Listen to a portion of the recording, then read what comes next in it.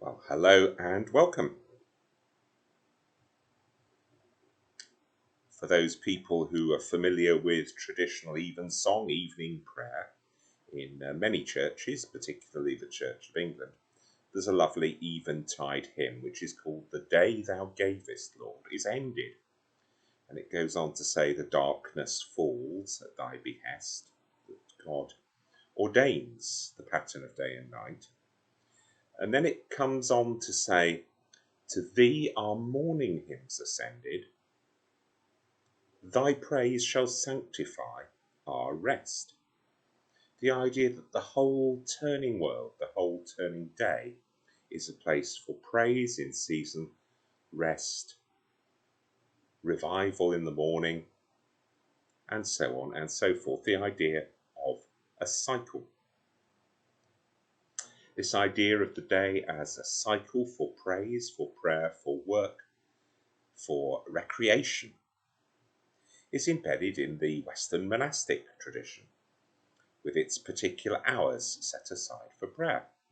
Monks start the day very early, as they come to the time of the day where most of us get up and begin our daily routine. They sing an office which is called Lauds.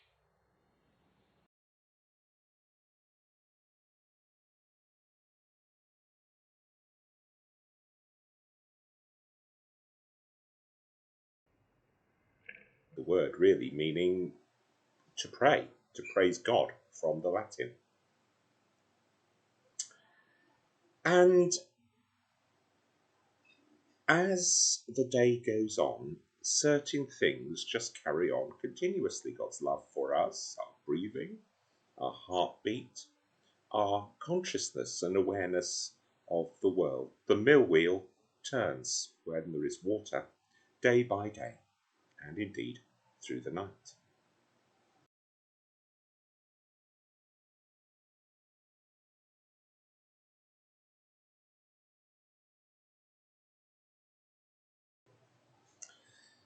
The office of the monks is taken, or was taken originally, from the roots of Jewish daily worship.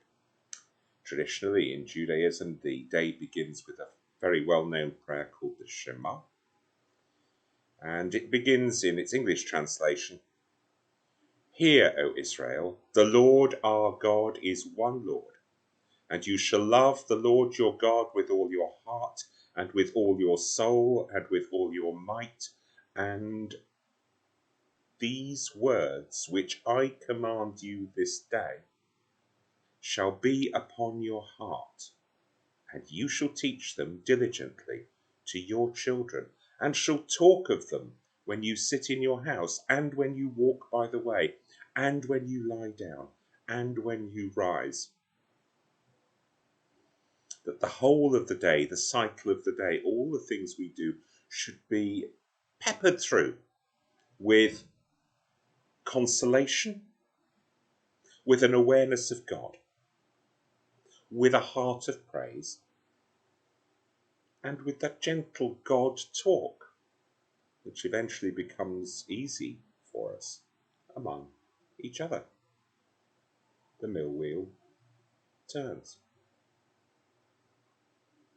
I wonder, however devout we are, when the alarm clock goes off, do we wake praying?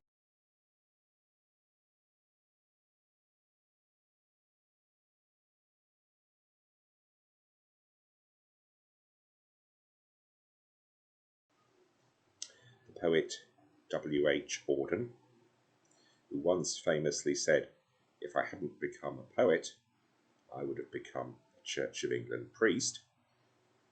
Two very interesting, complementary perhaps, and contrasted vocations. Wrote a poem relatively late in his life, which was divided into several sections reflecting the monastic times of prayer. And we're going to hear shortly one called Lauds, which reflects that morning prayer of praise to God. And it's a wonderful poem because it expresses the cyclic idea of the day.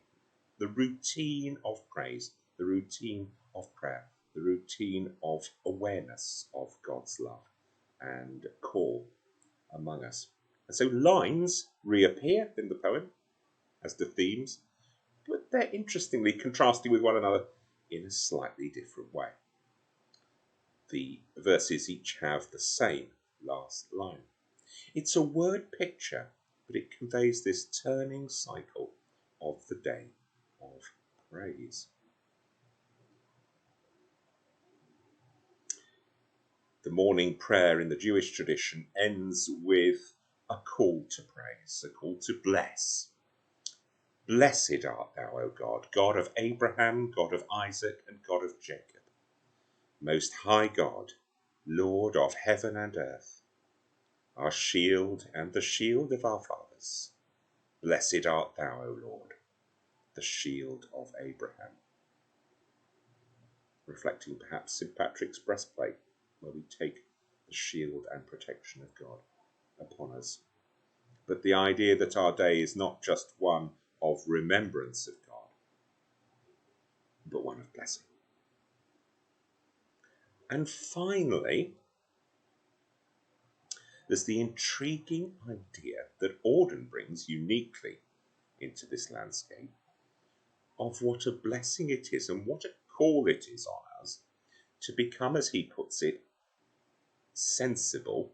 That doesn't mean always doing the right thing or wearing sensible shoes or whatever it is, but become aware in our senses of the presence of others.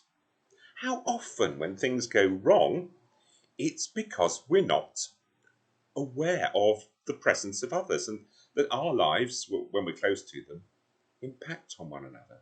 What might a life aware of the gentle presence nearby of others and the need to give way to the needs of others and a need to give way to our needs at times?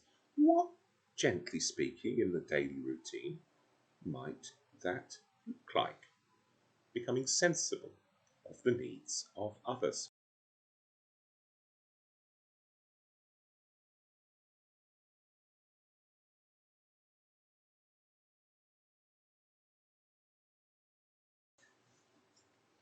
Perhaps our resolution for the next few weeks would be to become more sensible in that sense among those whom we meet, and pray that they do the same for us.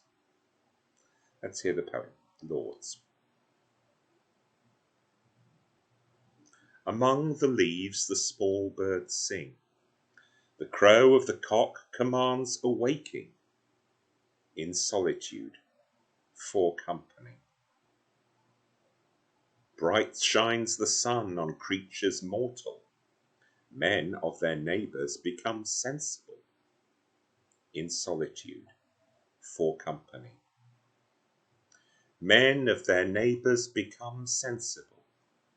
God bless the realm, God bless the people. In solitude, for company. Already the mass bell goes ding-dong. The dripping mill wheel is again turning. In solitude, for company. The dripping mill wheel is again turning. Among the leaves, the small birds sing.